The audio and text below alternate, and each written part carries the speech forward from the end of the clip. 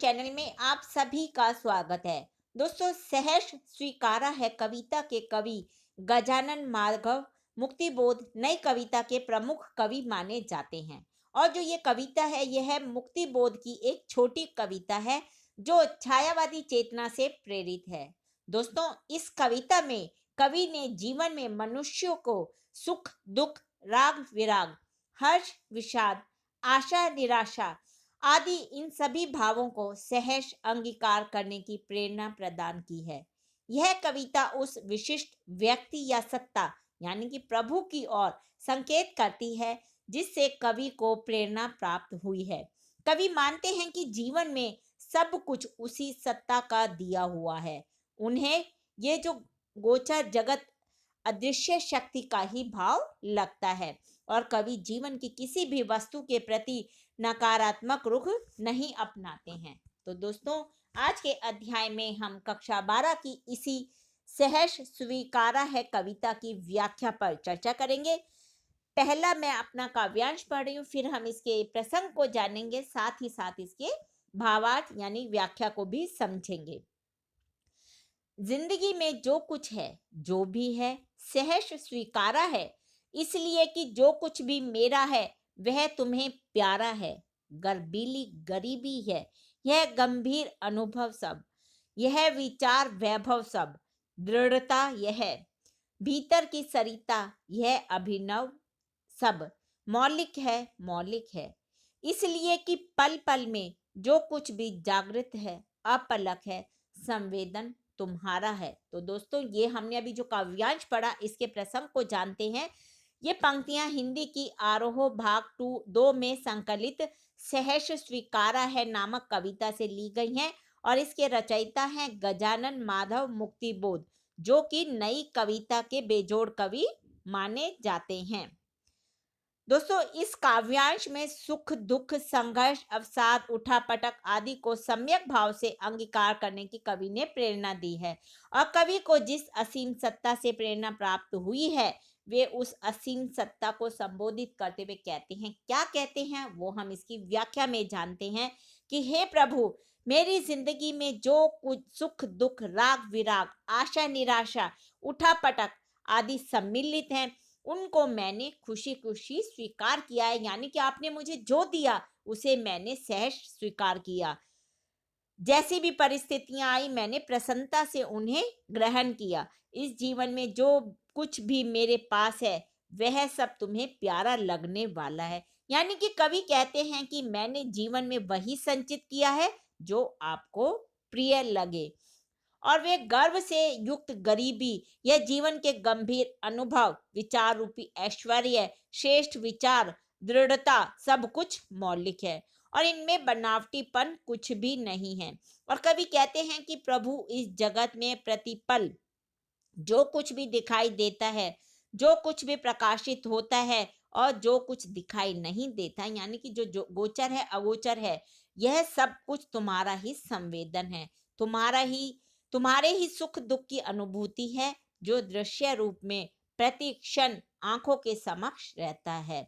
और कवि फिर कहते हैं कि यह गोचर और अगोचर जगत आप ही द्वारा निर्मित है। यानी कि संसार को बनाने वाली जो शक्ति है, उसमें कवि की बहुत ही ज्यादा श्रद्धा है और वो उसी जो उनका दिया हुआ है प्रभु का, उसको सहर्ष भाव से स्वीकार करते हैं।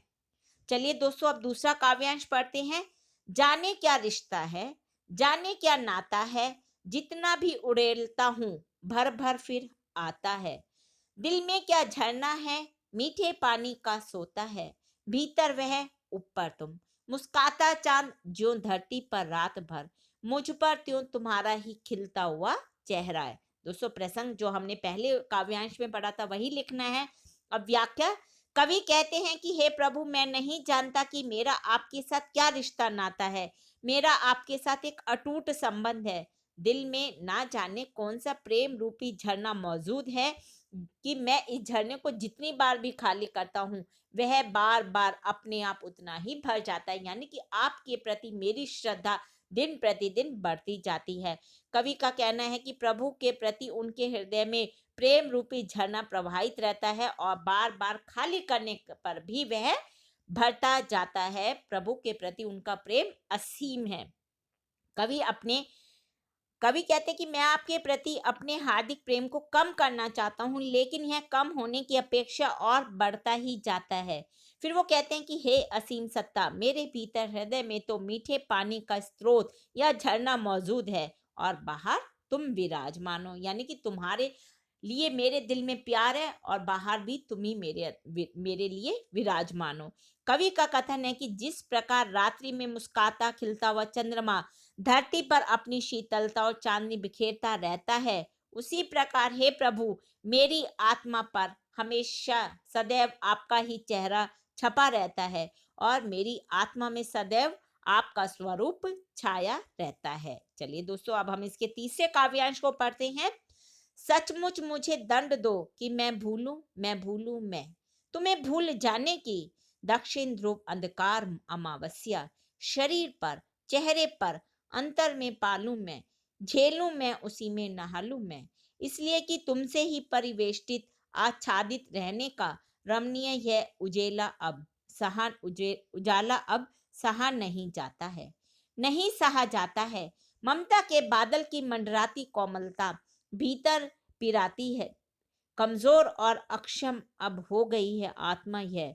छटपटाती छाती को भवितव्यता डराती है, बहलाती सहलाती आत्मीयता बर्दाश्त नहीं होती।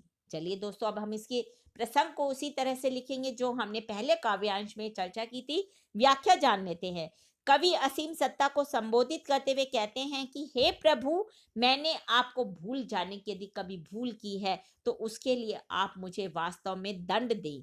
आपको भूलकर मैंने जो अपराध किया है उसका दंड मुझे अवश्य मिलना चाहिए, अतः आप मुझे दंड दें। और फिर वो कहते हैं कि जिस प्रकार धरा के दक्षिण ध्रुव पर अमावस्या के समान गहन अंधकार छाया रहता है, ठीक वैसा ही अंधकार मैं अपने शरीर पर झेलूं दंड के स्वरूप में, और उसी में डूबकर मैं स्नान करना चाहता हूँ, क्योंकि आपसे घिरे तथा ढके हुए रहने का यह सुंदर प्रकाश अब मुझसे सहन नहीं होता। आपके आसपास रहने से हमेशा मुझे चारों तरफ सिर्फ और सिर्फ रोशनी दिखाई देती है, ये मुझे अब बर्दाश्त नहीं हो पाती। कवि का कहना है कि हे प्रभु, आपसे ढके हुए रहने का यह रमणीय प्रकाश मुझसे और ज्यादा सहन नहीं होता, इसलिए अब मैं अंधेरी अमावस्या में डूब जाना चाहता हूँ। और फिर वो कहते हैं कि अब तो यह स्थिति हो गई है कि जो ममता के बादल, आप मेरे को जो प्यार देते हैं उसके जो बादल मेरे चारों ओर मंडराते रहते हैं, अब इस ममता के बादलों की मंडराती कोमलता मेरे हृदय को पीड़ा देने लगी है।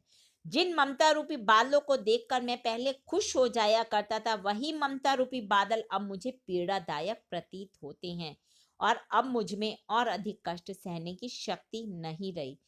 कवि कहते हैं कि मेरी आत्मा भी कमजोर और शक्तिहीन हो गई है। मेरी छाती निरंतर दुखों के कारण परेशान रहती है, इसलिए वह होने को देखकर भयभीत रहती है। भवितव्यता यानी कि भविष्य में आने वाले समय में अवश्य ही घटित होने के कारण मेरी कमजोर और शक्ति हृदय को डराती रहती है, यानी कि भविष्य का सोचकर मैं आज भी डर जाता हूँ।